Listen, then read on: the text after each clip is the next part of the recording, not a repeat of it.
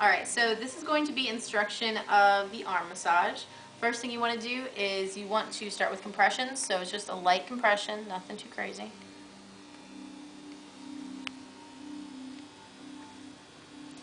Now to undrape, you want to lift and you're going to grab the wrist. This will avoid from any exposure. Bring the wrist out to the side. Then you're going to fold this down. You don't want to bunch it up, you just want to fold it over and then just bring the arm over it. So you're going to get whatever massage lubrication you're using.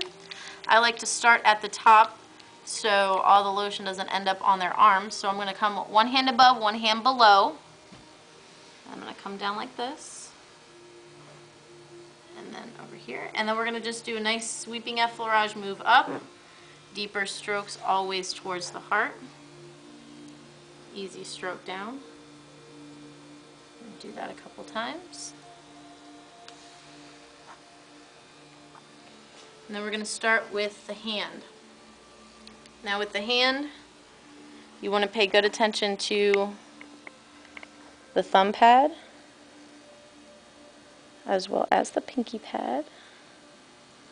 You can also interlace the fingers so you can do some cross fiber with your thumbs.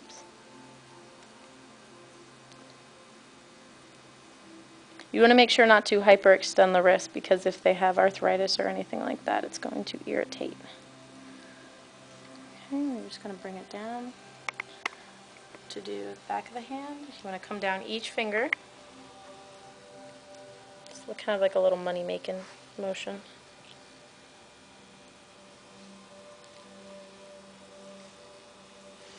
Now I generally come over to the wrist and I'll go up and down. I'm just pushing back and forth with my hands because massaging joints always feels good. Now I'm going to come up to forearm. Just some nice effleurage motions. You just got to get used to alternating the hand back and forth with which hand you're massaging with. I'm going to do some petrissage with the outside hand. Deeper on the strokes going forward. Then I'll switch hands.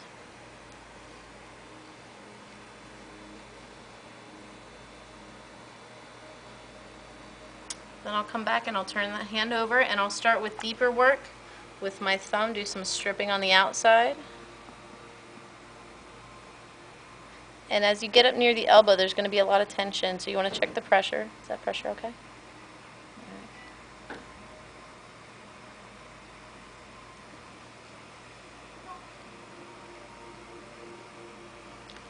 Alright, you want to start going a little more medial. Okay, then you're going to flip the arm over.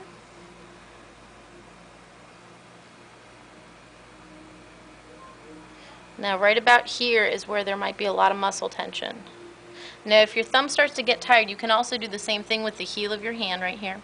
You can just set the arm down on the table and you're just going to lean into it a little more. This will get you more pressure. And you want to stop right before the elbow. You can also do this with your forearm if you want really, really deep pressure. So you'll be able to go into it like that. Back to the thumbs. Thumbs are good because it's good for spot treating because you'll be able to feel all the little knots in there. Now as I go and I want to do the inside, I'll switch hands to my inner hand.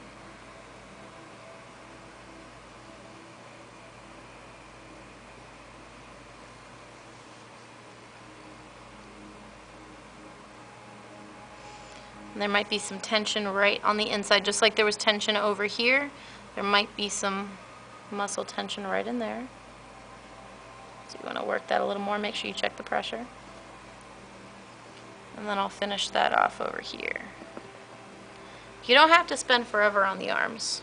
And then just some nice I'm sorry motions to make nice to the tissue you just beat up. Now to do the inside of the arm, there's two different ways to do it. I'll show you both. First one is just to bring the arm straight out to the side. You're going to loosely hold the wrist. You don't want to grip it. So then for right here, what we're going to do is we're going to do sweeping motions. You want to always go in circles towards the heart. So we're going to go 1, 2, and then the last one we're going to go around the shoulder. 3. And some good pressure with the heel of your hand right in here. So 1, 2, 3. And that's if you're in a hurry. If you're not in a hurry, after we're done with the forearm, what we can do is you're going to come and you're going to stand at the corner of the table, facing the table. You're going to put the leg that's closest to the head up on the table. This does get your pants dirty, so if you have an extra pillowcase nearby, you can do that. For me, I'm just using the pillowcase on her because it's convenient. And then I'm just going to hold this back. What this allows is allows you to use both hands with the inner part of the arm. So I'm just going back and forth. You don't want to go too hardcore with the thumbs in here because the axillary area is an endangerment site. And then what I'm going to do is I'm going to reach underneath to the head of the humerus. What I'm doing is with my hands I'm going to pass the joint back and forth. So I'm going to reach down and I'm going to pass the head of the humerus back and forth. All joint mobilization feels really good.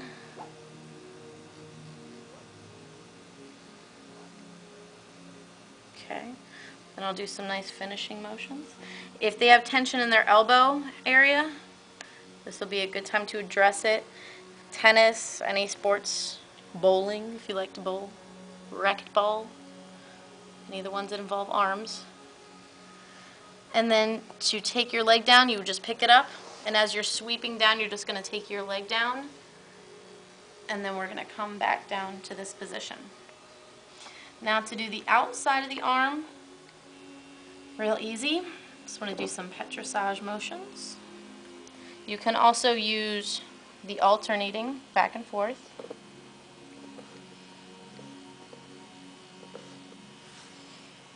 There's one more move that I like to do that incorporates the neck as well. What you're going to do is you're going to flex the end of your fingers.